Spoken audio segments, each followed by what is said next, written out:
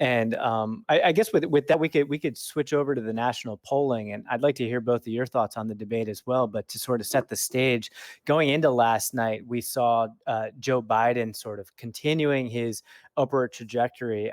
Some polls nationally having him at 60% of the vote share. That's sort of where that average is. The average kind of moves around quite a bit, but sort of a pretty high vote share. Sanders also ticking upward, mostly as a reflection of some of the other candidates dropping out.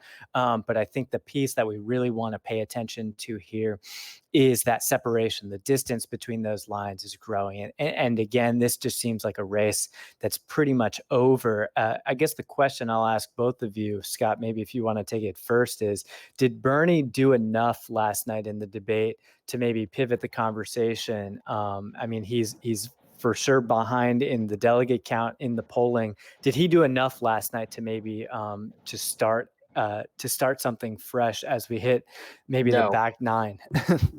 not even close. I mean, the debate was pretty.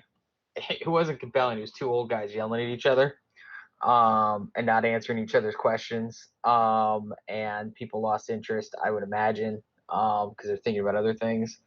I mean, Sanders, I guess, made some points. So did Biden, but I don't remember what they are, and therefore that's why I think Biden maintains the lead. Yeah, my thing about Sanders in debates has always been he kind of has one speed, because he's an ideological candidate, so he has what he wants to argue for, and he's argued for it for 20 or 30 years, and kind of you're either persuaded or you're not. That's one thing we've seen with Sanders is sort of an inability to build a larger coalition. Although, in fairness, he has done better with younger Hispanic voters, or Hispanic voters, which tend to be younger by definition, than he did, say, in 2016. But really, the ability to build a wider coalition, that's really not sort of how he runs his campaign. He just says we're going to bring new people into it. He's not really trying to persuade people who don't necessarily agree with him or give them sort of an entry point to his campaign. He just says we're going to go to people that haven't participated before. And Joe Biden took a lot of glee in pointing out that while turnout was up, so were his victory margins. So the people that are showing up for Biden, which left Sanders sort of arguing an odd argument, which was, well, they'll show up in the general election. They're not primary voters, which is one, a logistical issue because you don't get to the general if they don't show up in the primary. And B, that's not necessarily the case. We saw in 2016, Hillary Clinton wasn't able to get the kind of voters that Sanders talks about mobilizing that maybe Barack Obama had.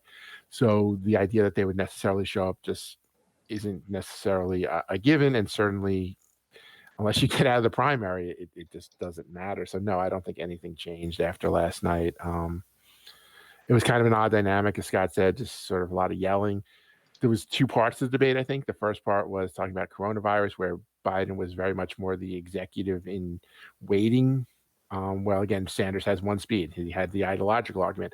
And then it sort of went to this weird part where they talked about votes over the last 20 years, which I'm not sure in the midst of a current crisis, people really care about. It's what are you going to do now? What are you going to do tomorrow? Yeah, and despite those sort of being the two parts of the debate, I think the headline everybody's waking up to coronavirus-related headlines, and I think maybe the small piece coming out of the debate was essentially Biden vows to select a woman as his vice presidential nominee, and I think despite whatever momentum Bernie was trying to get out of the race, I think Biden sort of just sucked all of the energy out of it with that one line. Yeah, I guess one of the other interesting exchanges too was when Bernie and Biden were going at each other over super PACs and whether they denounce it. I mean, the takeaway is I really wanted Biden to list the 9. Or, I mean, or Bernie three. called us or Like 3 one or better 2. than Rick Perry. Yeah. Like but I mean, that just goes to show you. I don't think anyone had any illusions that Biden's a politician, and politicians kind of say what they need to say to get ahead. But I think that took a little bit of sheen off of Sanders, because why doesn't he? I mean, he doesn't have 9 supporting him, at least by definition of super PAC, but he does have some. And he, after his 2016 election, he had a 501c4.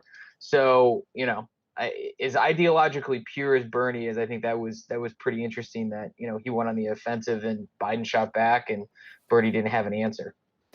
No, see, I thought you were going to go the other way. I thought if Biden had listed one of them, then I think Biden wins that exchange. But Biden they both lost. But he totally collapsed, and so I think Bernie sort of came out of that exchange being like, "Well, go look it up. You deal." Yeah. No, it was again 2 old guys yelling at each other. He's got it. I mean, Biden didn't finish it.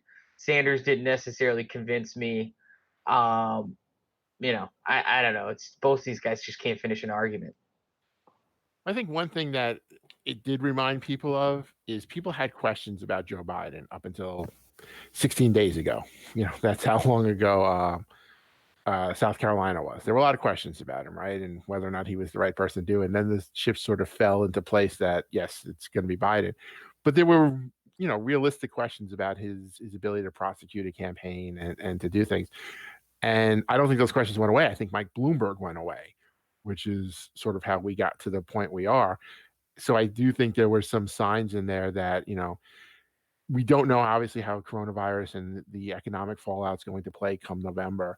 But I don't know that the idea that Joe Biden is just simply going to steamroll across Donald Trump got a lot of support last night. I think it's going to still be a close race. Again, not entirely understanding how our immediate emergency situation is going to play out. Obviously, that could have a huge impact either way.